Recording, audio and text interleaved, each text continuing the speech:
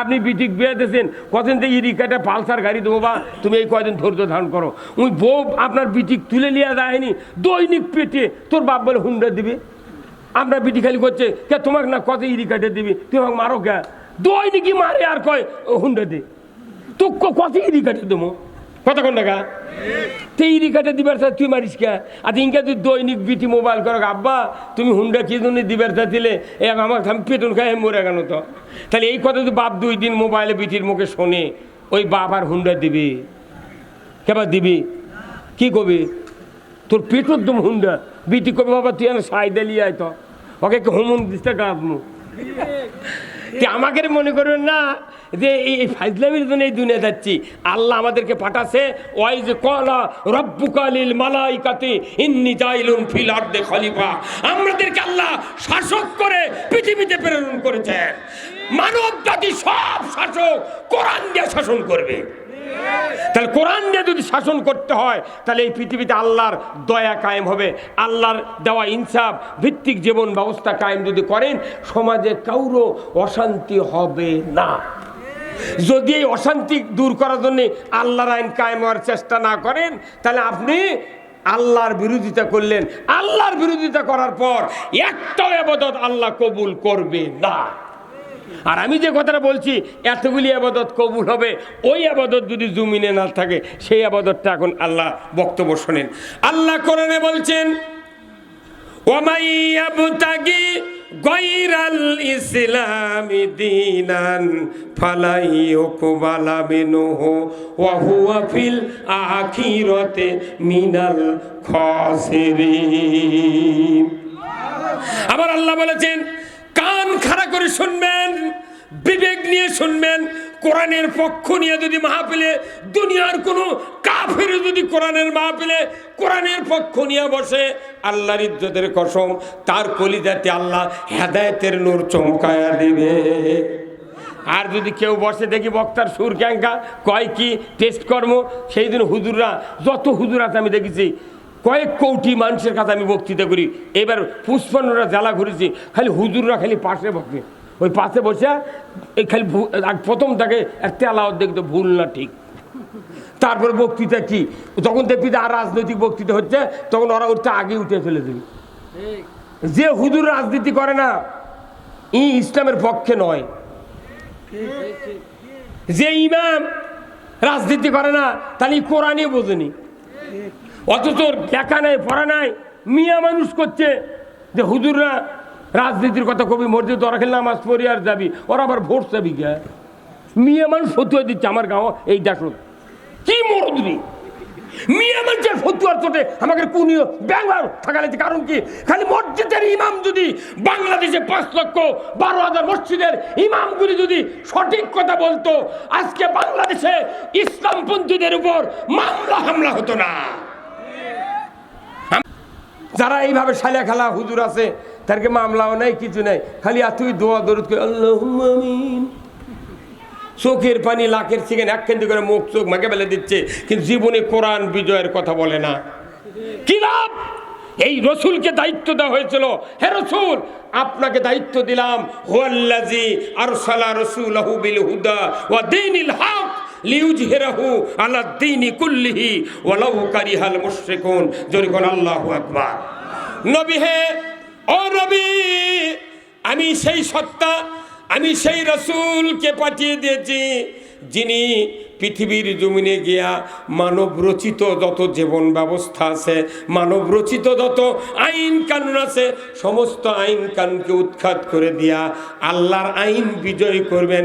এতে করে কাফের মুশরিক বেদিনের কলিজায় যত জ্বালা যন্ত্রণা হোক না কেন আপনি পরোয়া করবেন না। এই যে আমাদের এই দেশের 5ই আগস্টের আগে বাশার আল আসাদ ওই যে সিরিয়ার প্রধানমন্ত্রী আছিল তাই না, কোন তো সিরিয়ার প্রেসিডেন্ট আছেন না, পলে গেছে। পলে যাওয়ার পরই ইসলামী দলেরা সাথে সাথে ওই দেশের সংবিধান লাত্তে ফেলে দিয়ে নতুন সংবিধান কোরআনের করছে।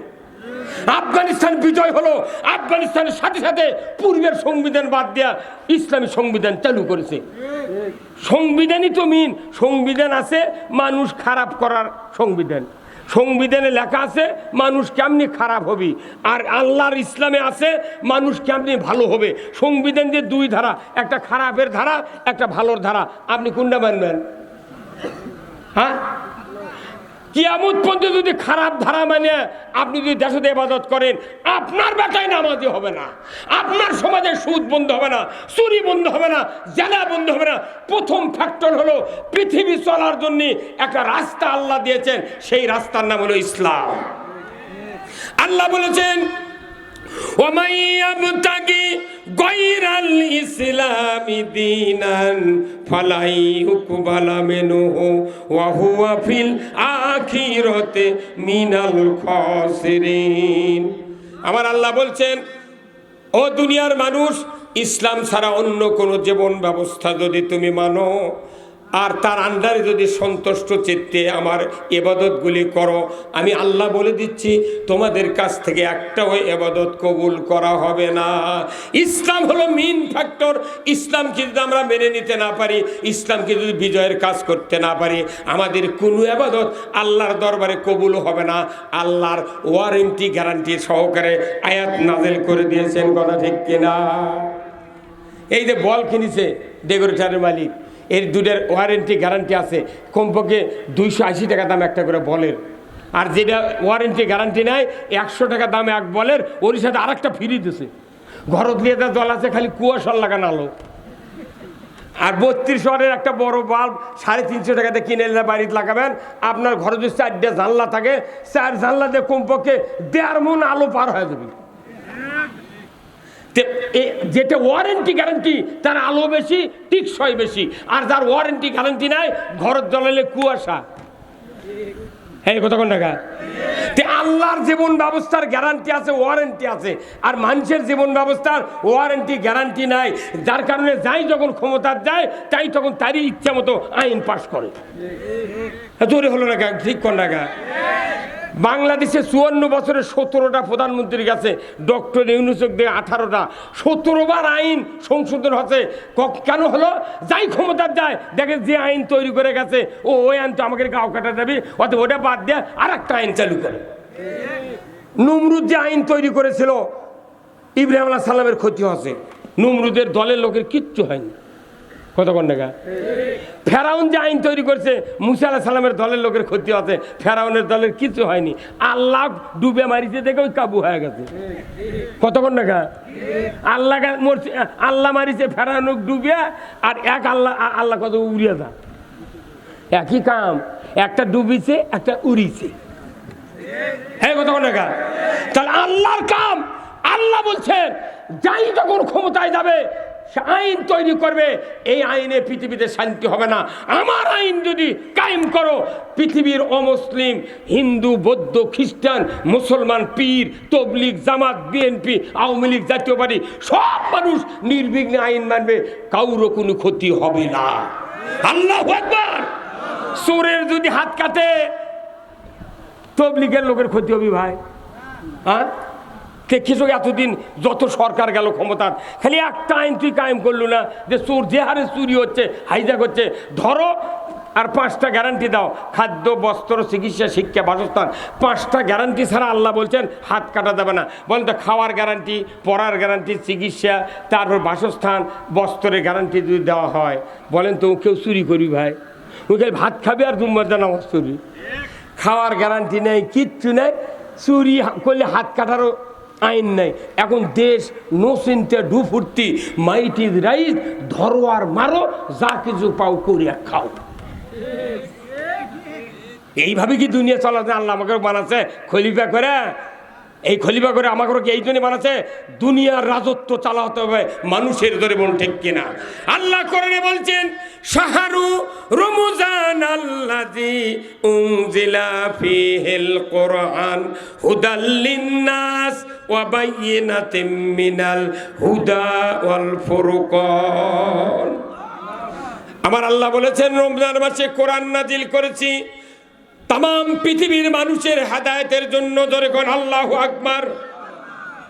তাহলে আমরা যখন কোরআনের কথা বলি, সাইদি যখন বলল, অন্যান্য আলেম ওলামা যখন বলে, কিছু কিছু লোক রাগ করে, তাহলে কোরআন কি খালি আমাকে না? আল্লাহ বলছে হুদাল্লিন নাস, পুরা মানব জাতির হেদায়েত। তাহলে আমরা বলি তুমিও বলো, কথা কোন টাকা, আমরা বলি তুমিও বলো, কিন্তু তা কবে না।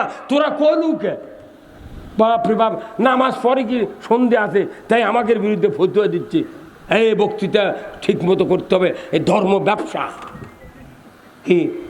তা আল্লাহ তো ব্যবসার কথাই কোরআনে বলছেন। কোরআন শরীফের প্রত্যেকটি কাজ হলো ব্যবসা, মানে ব্যবসার যেরকম লাভ হয় এই ব্যবসা করলে তার চেয়ে বেশি লাভ হবে। যেরকম আল্লাহু আকবার।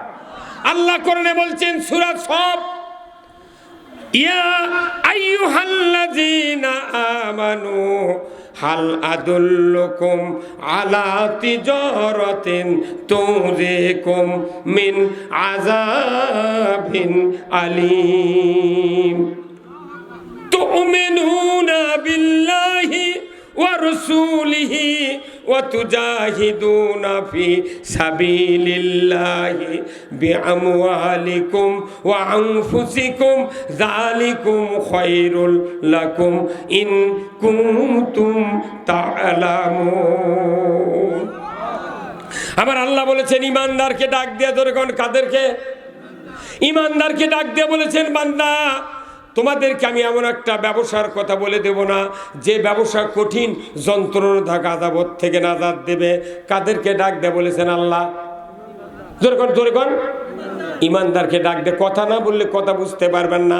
ইমানদারকে ডাক দে বললেন তোমাদের ব্যবসা শিখাবো, সেই ব্যবসা তোমাদেরকে মুক্তি দিবে, নাজাত দিবে। আবার আল্লাহ এই যে কয়েকদিন আগে বলেছিলেন ইয়া আইয়ুহাল্লাযীনা আমানু কুতিবা আলাইকুমুস সিয়াম, ইমানদাররা তোমাদের উপর রমজানের রোজা ফরজ করেছি। তাহলে রোজা যেভাবে আমরা ইমানদাররা মানলাম, ওইভাবে যদি এই ব্যবসা করার কাজটা যদি মেনে নিতাম, আমার বাংলাদেশে আরো 400 বছর আগে ইসলাম বিজয় হয়ে যেত। এটা মনে করেন দিনের সভা, এটা দিনের ইফতার মাহফিল হচ্ছে। মনে করেন এখন দিন আমরা সব রোজা আছি, ওই এখানে লোক আছে 3000, ওই কানির যদি একটা লোক যদি সিগারেট ধরায় ডারবি, তার 3000-এর মধ্যে 2999 জন লোক অরিদিক হয়ে মারুমুখী হবি।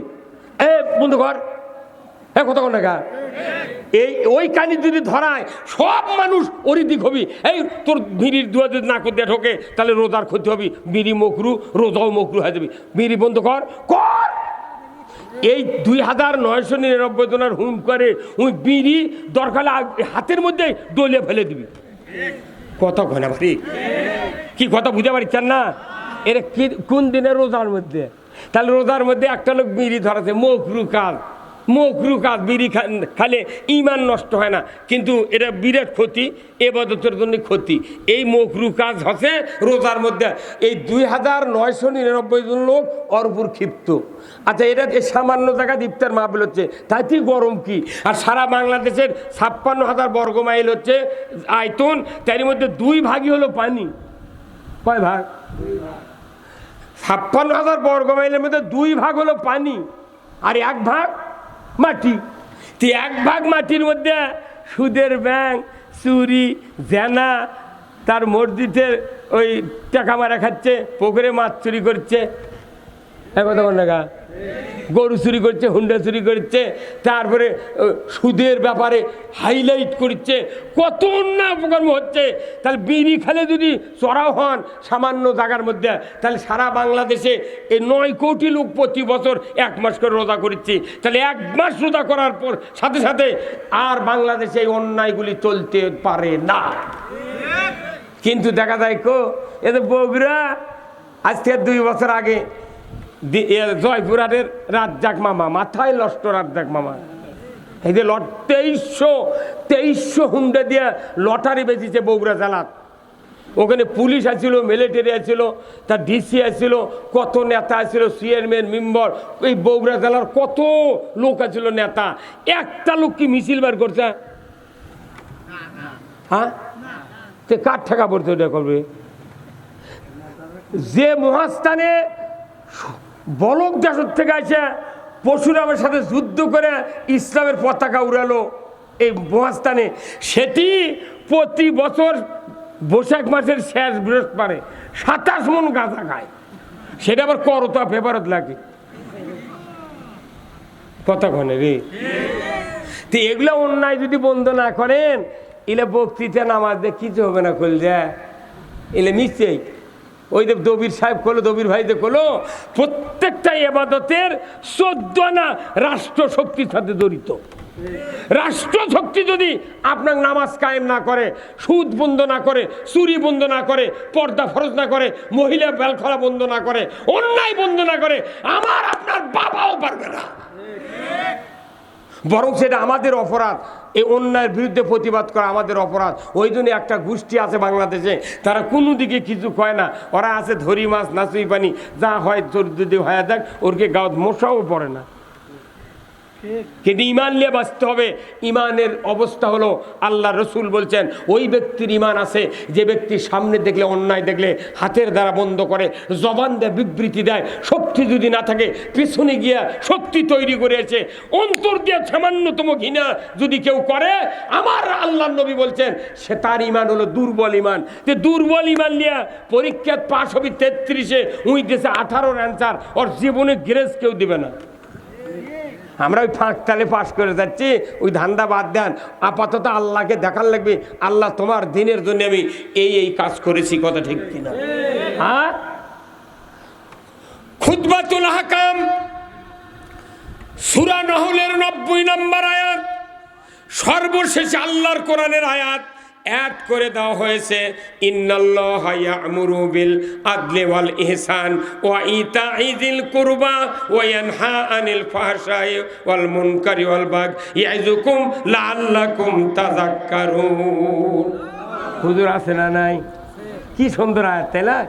ইন্নাল্লাহা ইয়া'মুরু বিল আদলি ওয়াল ইহসান, নিশ্চয় আমি আল্লাহ তোমাদেরকে আদেশ করতেছি তোমরা ন্যায় বিচার কায়েম করো, ইনসাফ ভিত্তিক সমাজ কায়েম করো, আর তোমরা আত্মীয় স্বজনের সাথে সদ্ব্যবহার করো। বড় ভাই বোনও ভেউ দেয় না, বাপ মোট্টা ভেউ বেটাকে লেগে দিয়ে বিদিক করছে মা তোর জন্য মুঠি দোয়া। এই খুতবা পড়িচ্ছে 100 বছর হলে আমাদের দেশে, অথচ ওই জুম্মার দ্বারা নামাজ পড়ে তারই 6 আনা লোক হয় বিতিক ফাঁকি দিতেছে না হয় বেটাক ফাঁকি দিতেছে। এই কথা কোন দেখা কোথায় মুসলমান? এই আয়াতের বাস্তব কাজ হবে রাষ্ট্র শক্তির দ্বারা।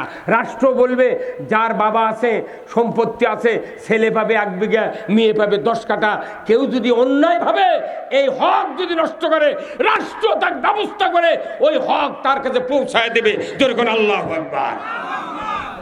তুমি বেটির জন্য দোয়া দিচ্ছ ভালো, তোমার 4টা বেটা আছে, 3 বেটা তুমি 30 বিঘা জমি দাও 10 বিঘা করে, আর ছোট বেটা 10 বিঘা পাবি। অক্ষন্ত বাবা তোকে 5 বিঘা দেন, আর মোর দোয়া খালি তুকি দেবো। 10 বিঘা পাবি, তাই দিয়েছেন 5 বিঘা, আর মোটটা দোয়া বাপের উঠিতেছেন। উই তখন কবি তোর দোয়ার কাম বাজেনি, তুই ভিউ কম দিলু কে? তখন রাত্রে খুন্তি দিয়ে মাটি খুঁড়ে লেওয়াল করে বায়ে পা উপর মুখ তুলে ওই মাথা দিয়ে পুঁতে থুবি। কোনো বাপ বেটার দোয়া দেয় না, খালি বিটিক দেয় দোয়া। কারণ কি? বিটি কিছু করে পারবি না, কারণ প্রত্যেকটা মেয়ে ছোল বাপের ভক্ত, কথা ঠিক কিনা? 4টা বেটা যে ভালোবাসে বাপকে, 1 বিটি তার চেয়ে দ্বিগুণ ভালোবাসে। সেই বিটিকে আপনি ফাঁকি দিয়ে উমরা করছেন, হজ করছেন, কয়েন আল্লাহ তুই মাফ কর। আল্লাহকে তুই মাফ লেবু? আল্লাহ রসুল বলছেন মান কাতা মেরা সাহু কাতা আল্লাহ আব্দি। যে ব্যক্তি অংশীদারিত্বের থেকে কাউকে ছাড় দেয়, কাট দেয়, বাদ দেয়, আল্লাহর নবী বলেছেন তাকে বান্দার তালিকার থেকে আল্লাহর নাম কাটিয়ে দেয়। তুই মোটটা সম্পত্তি বেটাকে লেগে দিয়ে হজ করে যাচ্ছ, আর তুই দোয়া দিচ্ছ বিটিক, তোর হজ পাঁচতর যদি হজরাসত গিলেও খায়, আর সারেনার লাভ নেই। কি মাথা খারাপ ইলে কাবরি আমাকে এগুলো তো নতুন ইসলাম, আমরা বাইনা বাইনা কাম করছি। ওই আমার একটা বক্তৃতা আছে দীর্ঘদিন আগে, আমি প্রচুর মুগরি জব করতাম, বুঝছেন গাঁৱত। কিন্তু মুগরি জব করে তখন দেখি যে মুগরি সকালে জব করে নিয়ে যা, এই কুল্লু ব্যান আমাদের বসে থেকে খায়। আমাকে একটা কান চুল্লু ফোরাও দেয় না, তাহলে আমি মাগে না ফ্রি জব করে দেখি কর্ম না। তখন আমি একটা বই পড়ে দেখি, ওই যশোরের হচ্ছে আপনার খায়ের যশোরের একটা বক্তা ছিল, বুঝছেন, বই লিখেছিল হাদিসের সিরিজ, এই আবুল খায়ের বক্তা আবুল খায়ের, ওনার এক বই পড়ে দেখি যে যারা হালাল পশুকে, হালাল জীবজন্তুকে জব করে দিবে, অথচ বেঈমানরা খাবে, নামাজ আদায় করে না এরা খাবে, এর জন্য এরও দায়ী হওয়া লাগবে। যখন জব করে আসবি কোয়া লিখবা তুই নামাজ পড়িস না তে না, তাহলে তুই জব করে তুই খা। তুই আমার থেকে জব করলে হালাল করে নিয়ে যা, তুই আন খাবো আর আমি একলা আঁকা মধ্যে জুম্মত মর্ম, আর তুই যা মাথানি মাছটানি দেবো মাছাঙ্গত বসে থেকে। এই কথা কর, ওই জন্য 20 টাকা করে চাচ্ছি আর আমার কাছে আসে না। আমি 20 টাকা লাগবে জব করে দেবো, কোথাও ওর কাছে যাবো না, কোথাও ওটি যা না ও টাকা চায়, বাঁচে গেছি আমি। আমার বেকারে মাথা লেগেছে, কথা ঠিক কিনা? এখন যদি কেউ কয় যে না আমি টাকা দেওয়ার পারবো না, এমনি বক্তৃতা করে, বাবা তুই ফ্রি বক্তৃতা কত বক্তব্য তাকে লিয়ে যা। এই ইনকাম লোকটা আমাকে কয় হুজুর অমুকখান থেকে একটা সভা তারা কম সম করে টাকা লিয়ে আনা সভা করে দিবেন, তখন আমি কই ভাই তুমি বক্তৃতা করো 1 টাকাও লাগবেন না। কথা কন না? আরে 1 ঘন্টার বক্তৃতা যদি 75 লাখ হয় আর আমরা 2 ঘন্টা মরে যাচ্ছি। এই জীবনে 10টা মসজিদ করেছি, 6 বছর সভা করে করে 10টা মসজিদ মানুষ করে দিয়েছি, তাহলে আর কি আমি কিছু পাবো না? হ্যাঁ, তা আমাকে হুজুরা ভিক্ষা করে খাক, দেশের মোট মানুষ যদি চায়, কিন্তু হুজুরা কি ভিক্ষা করে খাচ্ছে? আল্লাহ রাসূল বলছেন আল্লাহ যার কল্যাণ চান তাকে কোরআনের জ্ঞান দেয়। ওই এমবিবিএস ডাক্তার ডাক্তারি পড়িছে, আপনার ছেলে আপনার ভাতিজা রুগীর চিকিৎসা করে, সবাই সুনাম করে যে অমুকের বেটা কি ডাক্তারে, রুগীর হাতত হাত দিলি রুগী ভালো হয়ে যায়, টাকারও প্রশংসা করে। সেই রকম ডাক্তার মেরিন ইঞ্জিনিয়ার ঢাকা বুয়েটের থেকে পাশ করছে, 10,000 টনের জাহাজ বঙ্গোপসাগরে নষ্ট হয়ে গেছে, 2,20,000 টাকা দেয় হেলিকপ্টার ভাড়া করে নিয়ে যা জুত করে দেশে চলে গেছে। তখন ওই 20,000 টাকা আরও বেশি দিয়েছে ওই জাহাজের মালিক, না এই ইঞ্জিনিয়ার ছাড়া আমার জাহাজের মাল সব পচে যেত। বিশাল ইঞ্জিনিয়ার। টিওলো আছে পশু চিকিৎসার। এই বাংলাদেশে যখন পুরো পাকিস্তান ছিল তখন ছোটো ছোটো গাভিয়া ছিল, খাওয়ালেও হাফ কেজি দুধ, না খাওয়ালেও হাফ কেজি দুধ। সেই এত দুধ দিয়ে তো আর ঘাটতি পূরণ হয় না।